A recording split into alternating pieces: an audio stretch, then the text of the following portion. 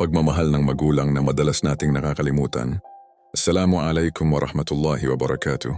Sa mundong ito na puno ng ingay, reklamo at pagmamadali, may isang katotohanan na tahimik ngunit napakasakit kapag ating napagtanto. Isang katotohanan na hindi kayang sukatin ng pera. Isang katotohanan na hindi mababayaran ng kahit anong tagumpay. Isang katotohanan na kadalasan ay huli na nating nauunawaan, ang pagmamahal ng ating mga magulang. Ako muli si Legendary Be Inspired, ang maghahatid sa inyo ng katotohanan tungkol sa Islam at ang mga kwento nito. Huwag kakalimutan mag-follow, like, at share upang patuloy tayong matuto ng mga aral na gumigising sa ating puso at kaluluwa. Sabi sa larawan, ang tahanan ng magulang ay palaging bukas para sa anak. Ngunit ang tahanan ng anak ay hindi laging bukas para sa magulang. Masakit pakinggan, pero mas masakit dahil totoo. Maraming magulang ang handang magtiis sa maliit na silid, sa lumang kama, sa tahimik na gutom, para lamang makapagtapos ang kanilang anak. Ngunit kapag ang anak ay umangat na sa buhay, may mga magulang na naiwan sa katahimikan, hindi dahil ayaw nilang mahalin, kundi dahil nakalimutan na sila. Sinabi ni Allah Azza wa Jal tungkol sa mga magulang.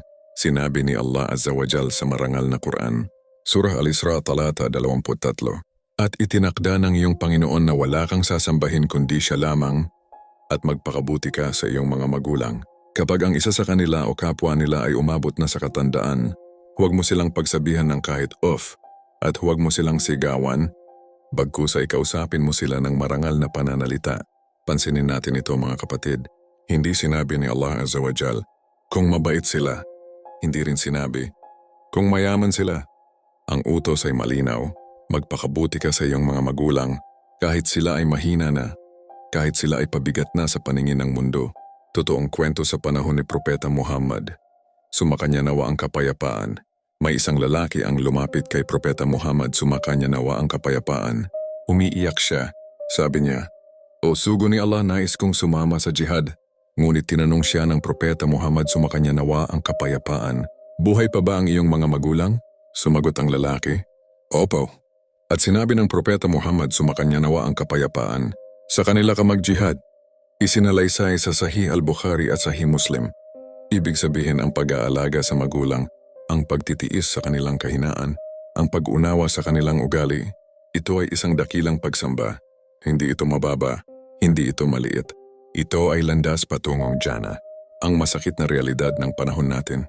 Ngayon maraming anak ang may magandang bahay, malaking kita, kompletong pamilya, ngunit ang kanilang magulang ay naiwan sa probinsya, naiwan sa lumang bahay, naiwan sa katahimikan. May pagkain ang anak, ngunit ang magulang ay nagtitiis.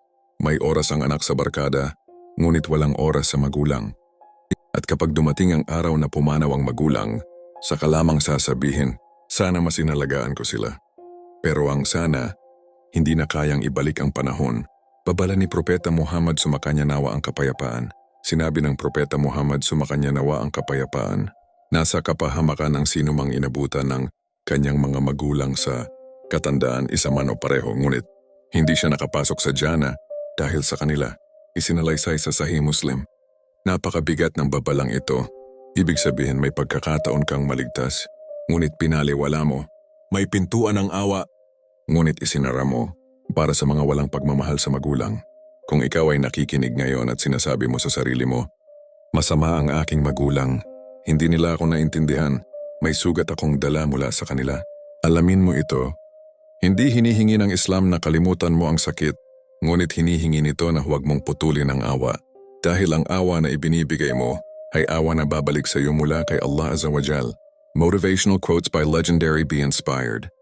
Ang kamay na nag-alaga sa iyo nung mahina ka ay huwag mong itulak kapag sila naman ang nanghina. Ang pagmamahal ng magulang ay hindi humihingi ng kapalit, kaya huwag mong hintaying mawala bago mo suklian. Ang Jannah ay nasa ilalim ng paa ng ina, ngunit ang pagsisisi ay nasa dulo ng kapabayaan. Inspirational message. Kung buhay pa ang iyong mga magulang, yakapin mo sila. Kung malayo sila, tawagan mo sila. Kung galit ka sa kanila, manalangin ka para sa kanila. Dahil balang araw, ang boses na minsan mong iniwasan ay hahanapin mo na sa katahimikan. Mga kapatid, ang mundong ito ay pansamantala. Ang lakas ay nawawala, ang yaman ay nauubos. Ngunit ang awa sa magulang ay naiipon bilang liwanag sa araw ng paghuhukom. Huwag mong sayangin ang pagkakataon na bigay ni Allah Azza wa Jal, dua para sa mga magulang. Itinuro sa atin ang Quran ang dua na ito. Rabbirhamhuma kama rabbayani sagira. O aking Panginoon, kawan mo sila tulad ng pag-aaruga nila sa akin nung ako ay bata pa.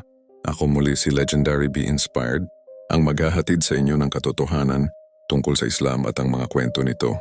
Huwag kakalimutan mag-follow, like, at share upang mas marami pa ang magising ang puso bago pa mahuli ang lahat. Assalamualaikum warahmatullahi wabarakatuh.